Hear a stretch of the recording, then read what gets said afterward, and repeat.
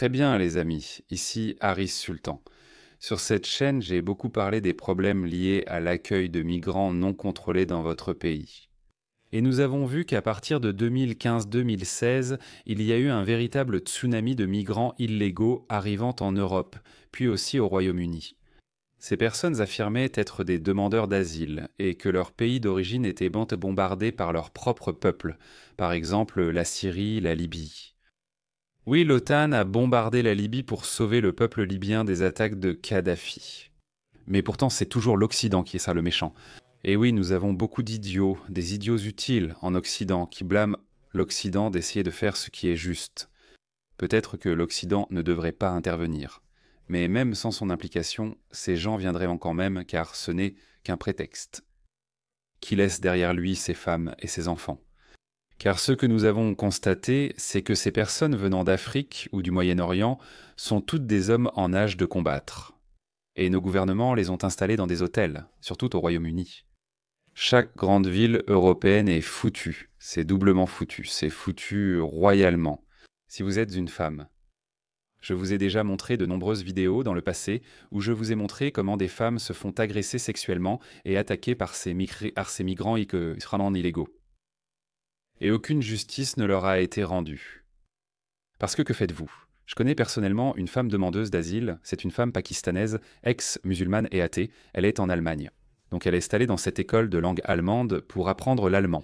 Il y avait aussi un homme égyptien là-bas. Il l'a vue en vêtements occidentaux et a commencé à l'insulter. « Tu es musulmane, pourquoi t'habilles-tu ainsi ?» Il l'a poussée violemment, elle a été projetée, elle était petite. Le professeur d'allemand est resté choqué, impuissant face à ces hommes très agressifs. La police est venue et l'a emmené, mais il est revenu. La fille a alors cessé d'aller à cette école. Si vous êtes une femme dans ces régions où il y a des migrants illégaux, il faut s'attendre à être agressée sexuellement. Si un homme intervient pour défendre une femme, il risque d'être poignardé. Un touriste américain en a été victime récemment. Il a essayé d'aider une femme européenne. Je crois que c'était en France. Peut-être. Il a essayé d'aider une femme européenne face à un migrant agressif, illégal et excité, et il s'était fait poignarder. Il pensait que l'Europe, surtout l'Allemagne, avait un problème d'immigration. Ici, il y a des gouttes vivantes de savoir. Il est 11h57 en ce moment. Dans 3 minutes, cet homme qui a agressé cette jeune femme hier sera libéré de garde à vue. Un trafiquant de drogue, très connu ici, surtout par la police. Ce n'est pas la première fois que cela arrive, ce n'est pas la première fois que cet homme frappe des femmes. Et ce n'est pas la première fois que l'autre type a décidé de me frapper au visage avec une lame de 15 centimètres.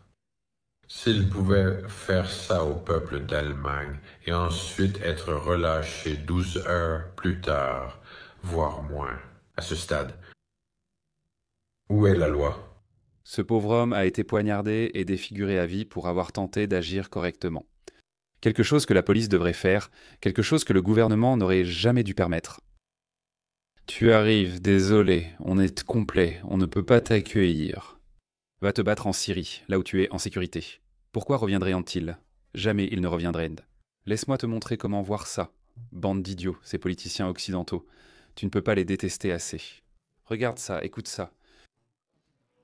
Ouais, bien, raté bon frère. Syrie, Ismaël et Syrie. Tu ne peux pas obtenir plus de loyauté? Syrie, pas d'argent, personne ne t'en donne. En Allemagne, pourtant, il y a de l'argent gratuit.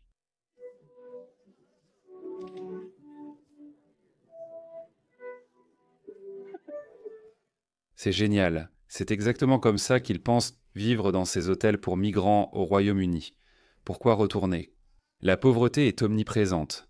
En Afghanistan, on ne voit que des hommes barbus, et nos femmes leur ressemblent aussi.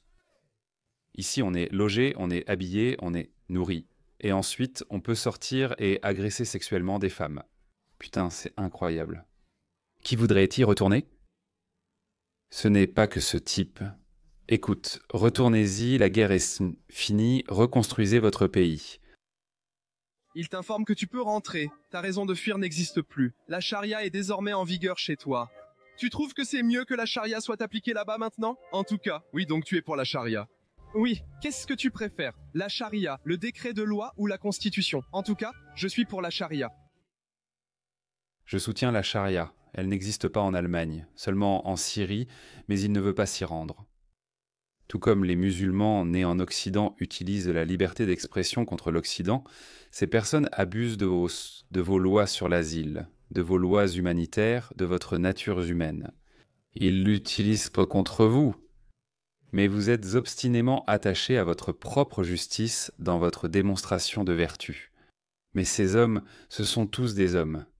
Et les très rares femmes qui ont fui des pays comme le Pakistan et l'Afghanistan, elles ont du mal à obtenir l'asile en Allemagne. Je suis en contact avec 2 de ces femmes. J'ai rédigé mes lettres de recommandation, mais la situation semble évoluer. Ils rejettent beaucoup de demandes d'asile, mais ils n'expulsent pas ces personnes. Ils rejettent de vraies demandes d'asile à cause de types comme ceux-là. Mais alors, ils punissent aussi les femmes, alors qu'on devrait toujours les accepter. C'est ce que l'Inde a fait il y a quelques années, ils ont adopté cette loi.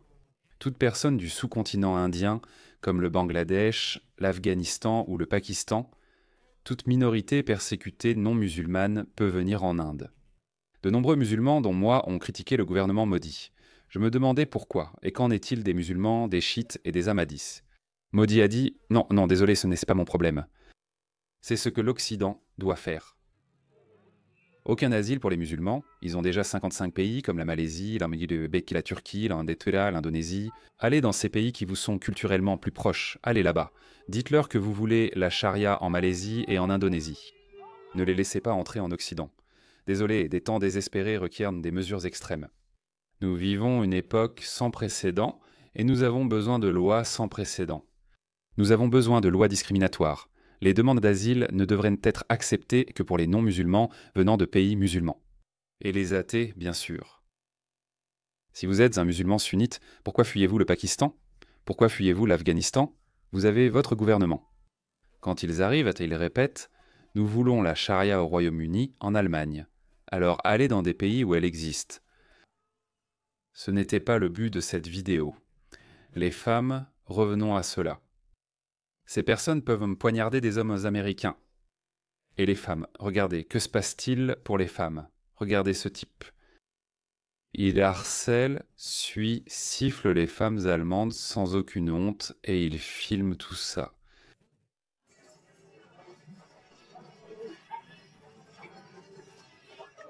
Elle reste 10 ans de revenir. Hitler serait vraiment déçu.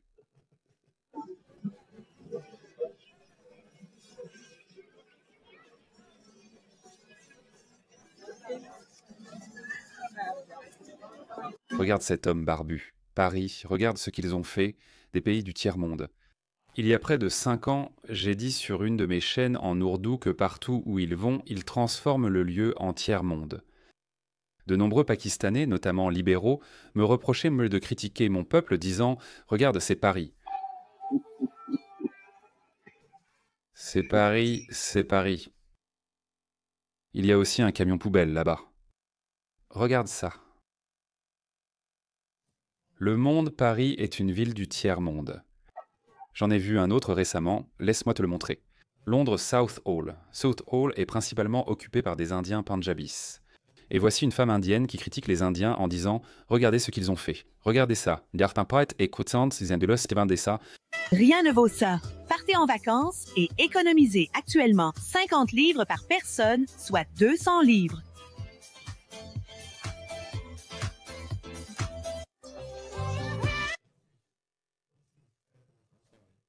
Le tiers-monde, c'est partout où ils vont. Il vaut mieux laisser les habitudes du tiers-monde. Voici la vidéo que je voulais te montrer et qui m'a poussé à en faire une autre. Regarde cette femme. Elle avait été violemment battue dans un tramway de Zurich par un homme barbu dimanche. La victime a été laissée en train de saigner abondamment. 2 passants ont maîtrisé l'agresseur, mais la police suisse n'a pas pu envoyer d'unité. L'agresseur a donc été relâché et reste en fuite. Ce type-là, il vient officiellement de me frapper au nez en pleine nuit dans la ville de Zurich. Regardez son visage. Je me souviens à quel point c'est dangereux d'être une femme au milieu de la ville de Zurich. À cause des hommes migrants étrangers, que les politiciens de l'Union européenne, parce que leurs filles sont en sécurité, ils ont des gardes du corps, ils sont riches, ils n'utilisent pas les transports publics, ils sont en sécurité. Et probablement que cette femme était aussi une femme éveillée, à un moment donné, mais peut-être plus maintenant. Parce que, vous savez, elle aurait pu dire quelque chose à ce sujet. Regardez les hommes barbus. Elle aurait pu se mettre en colère contre les politiciens.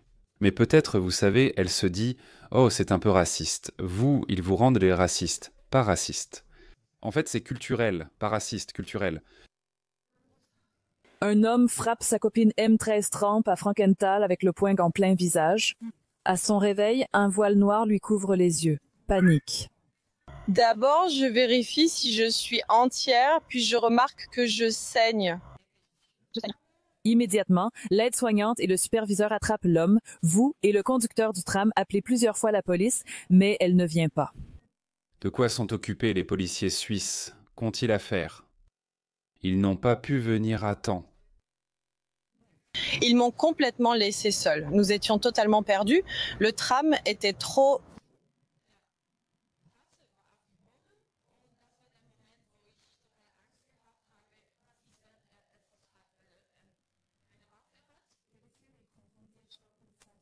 Je crois que cette femme est lucide. Elle n'a pas remercié les hommes qui ont maîtrisé ce type, qui lui ont probablement sauvé la vie et lui ont redonné un peu de contrôle. Elle ne les a même pas mentionnés. Elle a dit « Je me sentais seule ». Oui, tu étais seule, tu devrais être seule. Tu devrais aller bien, mais on a des hommes excités qui viennent de cultures excitées. Mais heureusement, les hommes occidentaux t'en décriés étaient bientôt là pour te sauver.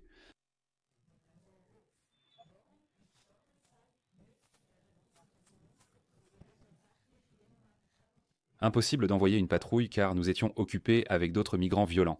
C'était simple.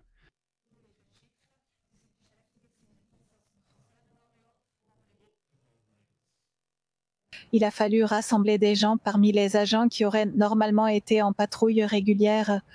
En même temps, il y avait un concours de tir pour garçons et 3 accidents de la route graves avec des blessés. Et c'est pourquoi, à ce moment-là, nous n'avons pu envoyer personne, et bien sûr, nous le regrettons.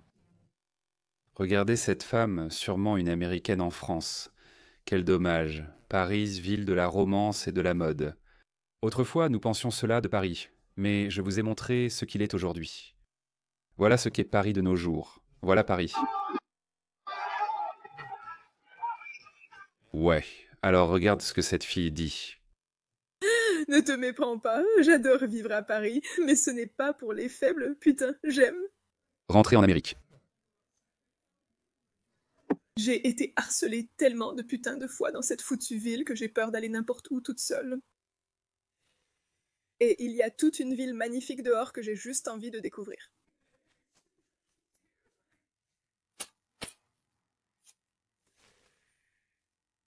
Envoyez de l'aide. Dites-moi de retourner dans mon pays, je le ferai. Que doit-on envoyer? Comment? Prendre l'avion? Rentrer, c'est tout, la fête et c'est fini. Trump ne peut pas tous vous sauver. Ces pays ne veulent pas être sauvés. Ils se noient encore dans la mer de leur propre suffisance. Oh, il faut qu'on accueille tout le monde. Pourquoi ces migrants venant de pays similaires ne se comportent-ils pas comme ça aux Émirats arabes unis? En Arabie saoudite, pourquoi? J'admire vraiment les Émirats arabes unis, même s'il reste beaucoup à améliorer. Ils restent non trop barbares pour moi et m'emprisonneraient car je suis blasphémateur et apostate. Mais cela dit, je connais leurs règles, donc je n'irai pas là-bas. Dubaï me manque, j'aimerais voir. Il y a des activités amusantes à Dubaï que j'aimerais faire. J'y suis allé quelques fois, mais je comprends, je sais comment ça se passe, donc je n'irai pas là-bas. C'est pour ça que ces gens restent dans la voie là-bas. Mais l'Occident, comme je le dis souvent, est devenu trop civilisé pour son propre bien. Les lois occidentales sont bonnes pour les Occidentaux. Je ne veux pas de travaux d'intérêt général, je ne veux pas avoir de casier judiciaire, parce que je veux voyager dans le monde entier, je ne veux pas aller en prison, même pas une semaine, ces enfoirés s'en fichent. Ils voient une femme pour la première fois. De belles femmes, chez eux ils ont l'habitude de voir des femmes avec de la barbe. Ou pas de femmes du tout. Chez eux, voir une cheville les excite. Je vais vous montrer ce qu'ils ont fait en Afghanistan. J'ai vu une vidéo récemment, laissez-moi vous la montrer. Oh, je ne pense pas l'avoir sauvegardée. Il y avait un couple allemand en Afghanistan. Bravo à leur intelligence, ils faisaient du vélo en Afghanistan. Ouais, et salut, laisse-moi te passer une autre vidéo. Je n'ai pas encore montré cette vidéo. Une autre vidéo d'un migrant harcelant une femme occidentale. Regarde ça. Ne me touche pas. D'accord, c'est quoi ce bordel? Allez, quoi? T'es complètement folle ou quoi? J'ai dit, tu ne me touches pas, d'accord?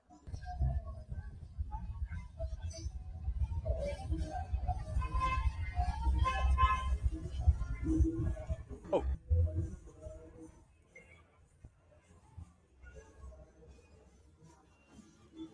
Je veux des problèmes. Je veux un... Putain de problème. Je ne sais pas où elle est. Ouais, t'as un putain de problème. Regarde-le, il essaye de... Il veut... la toucher encore une fois. Oh mon Dieu, des gens excités, des cultures excitées. Désolé, je dois te dire ça. De toute façon, je ne pense pas avoir sauvegardé cette vidéo de ce couple allemand stupide qui a décidé de traverser Kaboul à vélo. Et puis il y avait un homme afghan qui faisait du vélo à côté de la femme. Et dès qu'il s'approchait d'elle, il lui touchait les fesses avec son coude. Il l'a fait plusieurs fois, puis son mari a remarqué et dit « Hé, ne fais pas ça !» Et je lui ai dit « Mec, tu dois faire attention parce qu'il peut t'accuser de quelque chose et tu es foutu. » C'est tellement stupide. Ça me rappelle ces deux sœurs woke. C'était en 2015-2016. On leur avait dit de ne pas y aller. Elles disaient « Non, nous sommes éveillés. Le monde entier, c'est l'amour. » C'est de la propagande d'extrême droite qui diabolise et déshumanise les musulmans. Ces gens sont des gens bien, on ne fait que donner de l'amour. Ces deux pauvres filles ont été décapitées, et les meurtriers ont envoyé aux parents des filles les photos de la décapitation. C'était vraiment horrible. Il y avait aussi un autre Italien tatoué, il a cela parti à Gaza. Je crois qu'il était gay ou quelque chose comme ça, mais je ne sais pas. C'est vieux, 2003 environ. Peut-être juste après, 2005, après le retrait de Israël de Gaza. Il était fortement anti-Israël. Un de ces éveillés, typique, éveillé avant que le mot n'existe. Et il était un grand partisan de Gaza, très anti-israélien. Ils ont été décapités par le Hamas, ce virus mental éveillé. Ce sont des idiots utiles. Ces types sont des idiots utiles. J'ai lu une excellente définition de ce terme sur les réseaux sociaux. Ça disait quelque chose comme des personnes convaincues par une idéologie, un régime ou un gouvernement qui, au final, va à l'encontre de leurs propres intérêts. J'écoutais un ancien du KGB dans une vieille interview, tu l'as sûrement déjà vu. Je vais te la faire écouter.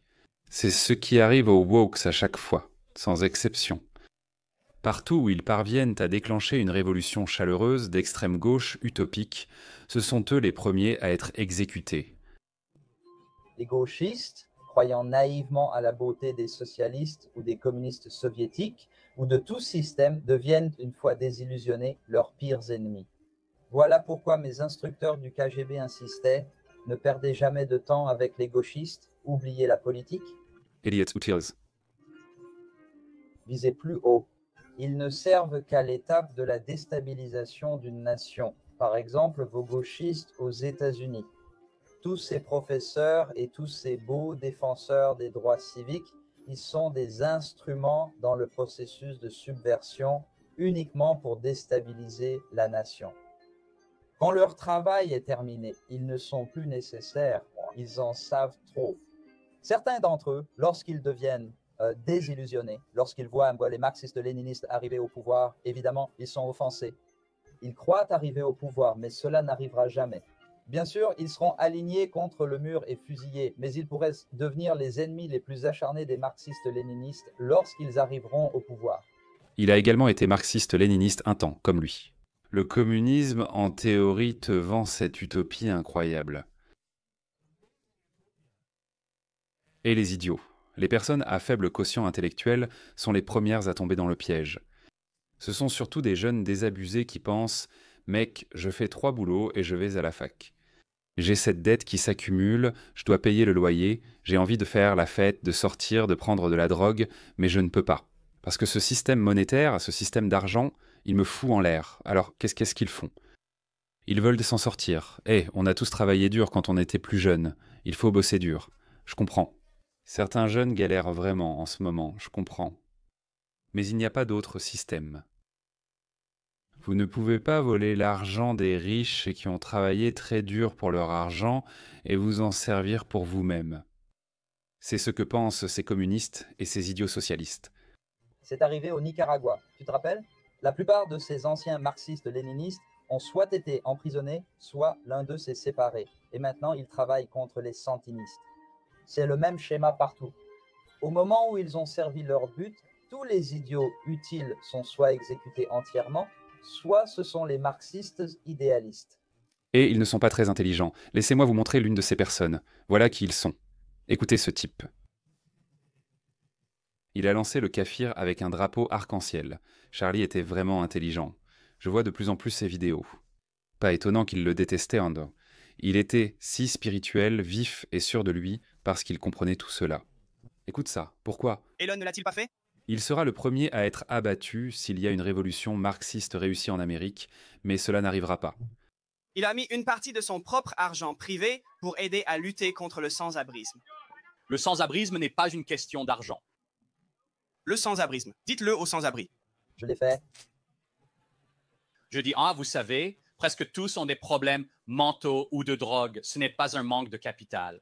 Ils devraient être en asile ou consommant des drogues dures sans vouloir arrêter. La plupart vraiment. Certains gèrent mal l'argent et tout perdent.